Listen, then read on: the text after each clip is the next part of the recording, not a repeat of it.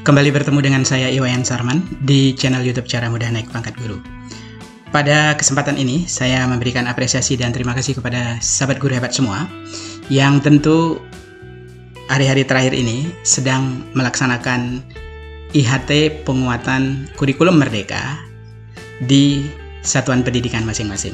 Nah, kesempatan ini saya akan langsung memandu sahabat guru hebat khususnya untuk memiliki persepsi yang sama tentang paradigma baru pembelajaran kurikulum merdeka melalui pengembangan karakter secara fleksibel dan muatan yang esensial yang akan menjadi fokus tentunya di dalam bahasan IHT, kemudian menerapkan asesmen berkelanjutan, asesmen diagnostik, asesmen proses yang tentu tergambar melalui kegiatan formatif dan sumatif, dan tentu ada asesmen akhir sampai kepada pemahaman tentang CP, tujuan pembelajaran dan alur tujuan pembelajaran, serta pembelajaran berdiferensiasi, dan tentu nanti akan saya contohkan rancangan perencanaan pembelajarannya sampai kepada contoh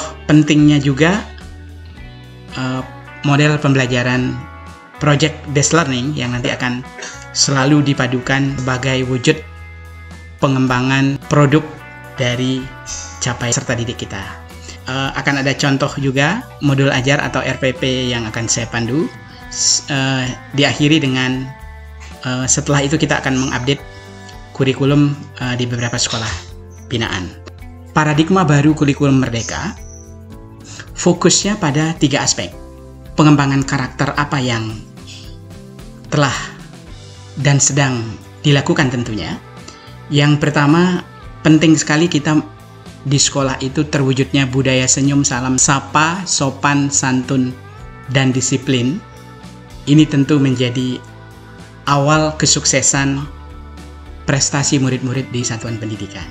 Nah, tentu disiplinnya bagaimana mengawali dan mengakhiri pembelajaran tepat waktu, membangun kolaborasi antara guru untuk mewujudkan kualitas pembelajaran, sampai karakter yang terpenting di sini adalah terlaksananya profil pelajar Pancasila untuk mewujudkan karakter dan kompetensi yang diraih oleh murid-murid kita itu berdasarkan nilai-nilai luhur Pancasila yang diwujudkan melalui proyek penguatan profil pelajar Pancasila. Nah, tentu kalau dikatakan fleksibel di sini bagaimana sahabat guru hebat telah berhasil menyiapkan perangkat. Nah, tentu di dalam sepanjang pembelajaran itu, karena rapor pendidikan kita di sekolah masih belum semuanya amat baik, terutama di literasi dan numerasi. Numerasi ini cenderung lebih menjadi penekanan, maka penting sekali semua guru mata pelajaran harus memberikan penguatan literasi dan numerasi kepada murid-murid, sehingga di dalam asesmen kompetensi minimum akan memperoleh hasil sesuai dengan yang diharapkan. Bagaimana guru berhasil melaksanakan pembelajaran berdiferensiasi dengan pembelajaran bervariasi, tentunya sesuai dengan tingkat kesiapan, minat, bakat, dan gaya belajar. Nah, sampai kepada saya sudah padukan di sini langkah atau tahapan cara belajar visual, auditori, dan kinestetis ini bandingkan dengan sintak project based learning yang tentu akan menjadi fokus keberhasilan dari satuan pendidikan. Nah, berfokus kepada muatan esensial ini tentu sangat penting telah CP itu, sehingga mana nanti elemen atau CP yang materinya itu sangat esensial, penting untuk dibahas lebih mendalam kepada murid-murid, sehingga kecakapan hidup itu mampu dimiliki oleh murid-murid kita. Nah, saya akan langsung contoh update visi misi terwujudnya peserta didik berakhlak mulia, aman, kreatif, dan unggul prestasi. Kalau saya bisa singkat ini BAKU, berakhlak mulia, aman, kreatif, dan unggul prestasi. Nah, di sini ada indikator misinya, ada berakhlak mulia, terwujudnya warga sekolah melaksanakan ibadah sesuai agama dan kepercayaan masing-masing. Tentu aman. Di sini aman ini bagaimana murid-murid menerapkan budaya salam, senyum, sapa, sopan, santun, dan disiplin. Dan tentu ujungnya adalah tidak ada kekerasan di sekolah dengan penerapan disiplin positif yang menjadi kesepakatan bersama. Termasuk kreatif, bagaimana melaksanakan literasi numerasi, sampai di pembelajaran itu berinteraksi dengan sumber belajar yang ada di lingkungan sekolah. Unggul berprestasi, ini tentu adanya bukti satu produk pembelajaran untuk murid. Nah, ini baik itu prestasi akademik maupun non-akademik, ini perlu disepakati di sekolah tentunya. Misinya berarti bagaimana cara kita mewujudkan visi. Di sini ada melaksanakan, memprogramkan, mengutamakan musyawarah, melibatkan semua warga melaksanakan pembelajaran, menerapkan satu produk pembelajaran. Itu misi. Nah, sampai kepada tujuannya, adanya pengaturan jadwal, terbentuknya karakter, terwujudnya sekolah ramah anak, adanya bukti pelaksanaan literasi, adanya modul ajar, adanya bukti produk pembelajaran, lalu yang terakhir adanya bukti prestasi akademik. Nah, itu update visi misi yang barangkali bisa ditelaah bersama lebih lanjut. Ini tentu berbicara asesmen diagnostik, instrumen yang ada 18 soal ini barangkali sudah bisa mengukur anak-anak visual itu cenderung mengandalkan apa yang dilihat, mengandalkan apa yang didengar, lalu praktik itu yang lebih dominan pada kinestetis. Nah, di berikutnya ini pembelajaran berdiferensiasi, kuncinya adalah guru memberikan langkah-langkah belajar visual, auditori, kinestetis yang nanti akan saya pandu sebentar lagi, sudah saya siapkan. Lalu di sini ada bagaimana murid itu kita hargai, orientasi berpusat pada murid itu empati, respect, dan peduli tentunya terhadap murid-murid kita untuk dia menguasai konten sampai kepada bagaimana kita cara mengajarkannya. Nah, langsung saya akan pandu di pembelajaran intrakurikuler. Kita punya 20 minggu efektif di semester 1 dan 19 minggu di semester 2. Ini belum saya kurangi dengan sekolah yang punya ulang tahun. Berarti 20 dikurangi 1, 19, kita punya 38 minggu efektif. Nah, di 38 minggu efektif ini kita akan gunakan di sekolah 5 hari itu. Baik di 6 hari juga kurang lebih demikian. Artinya acuannya adalah 38 minggu efektif. Kita kalikan dengan sekarang kalau 5 hari sekolah. 5 hari sekolah itu Senin, Selasa, Rabu, Kamis. Itu kita punya 40 dikurangi Senin 1 upacara, berarti 39. 39 kalau Jumat kita pulangnya jam kelima, kita sudah punya 44 JP. 44 JP itu kalau kita kalikan 38 minggu, itu kurang lebih adalah 1672.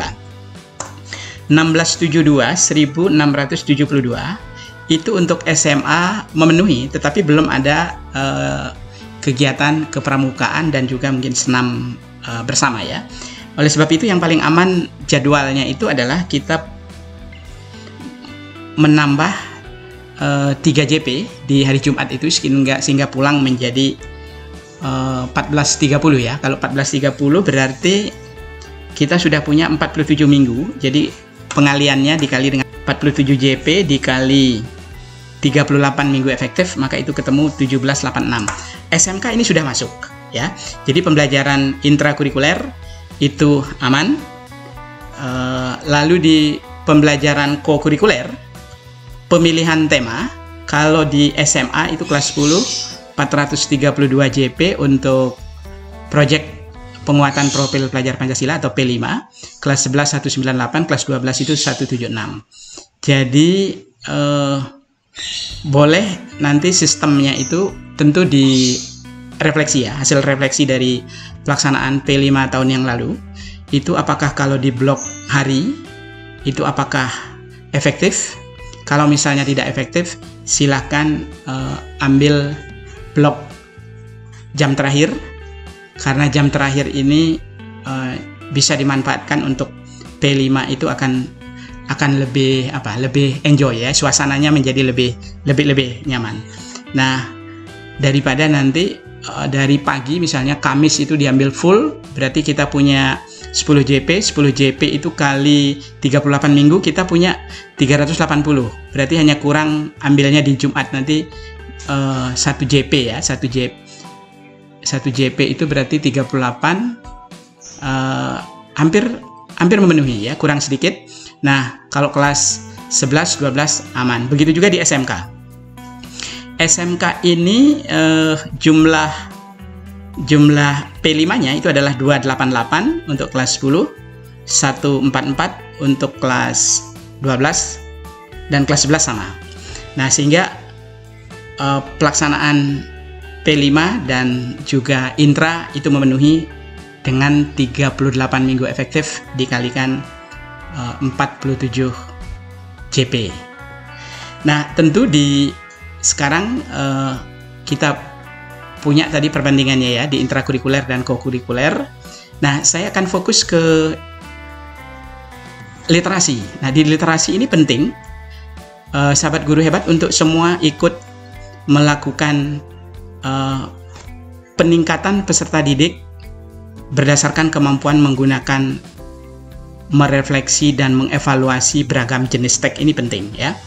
Lalu di numerasi juga demikian, bagaimana konsep, prosedur, fakta, dan alat matematika itu bisa dimanfaatkan dengan baik. Ada satu contoh yang saya akan berikan dari Kemdikbudristek, itu tentang ini asesmen aljabar. Ini sudah saya download.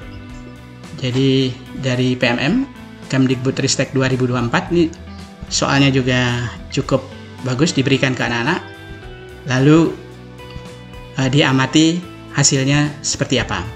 Nah, tentu kemampuan anak-anak untuk menelaah grafik, gambar, membaca data ini menjadi cukup penting. Ada 12 butir soal, termasuk sudah ada juga kunci jawabannya. Nah, di berikutnya saya juga ada pandu sahabat guru hebat.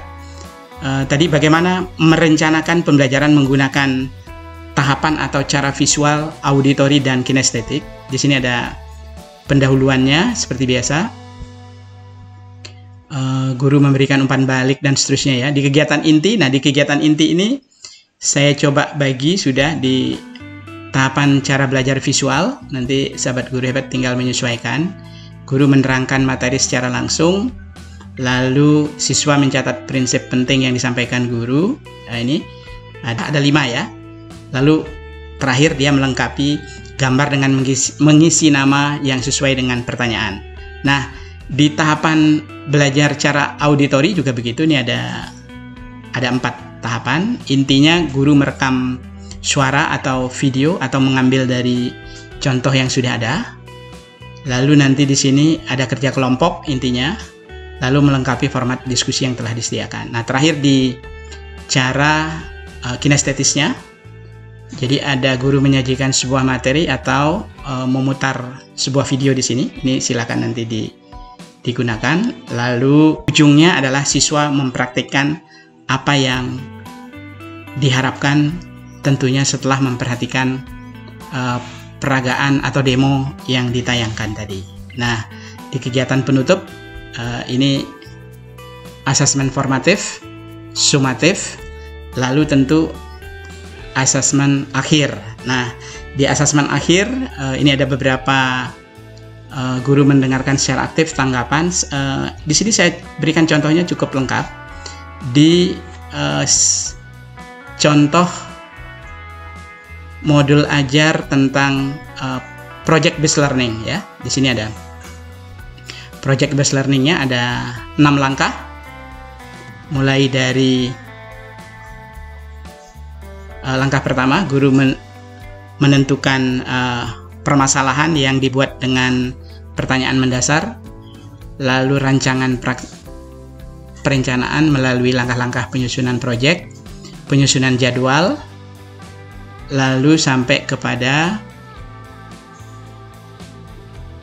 siswa berkelompok melakukan monitoring, lalu melakukan pengujian hasil, dan terakhir melakukan evaluasi. Nah, di kegiatan penutup di sini penting ada beberapa pertanyaan asesmen akhir. Apa yang telah dipelajari, apa yang paling kalian sukai, apa yang belum kalian pahami, dan bagaimana cara mewujudkannya. Terima kasih sahabat guru hebat, selamat melaksanakan HIAT, mudah-mudahan sukses selalu, kompetensi murid-murid kita berkembang optimal sesuai bakat dan minatnya.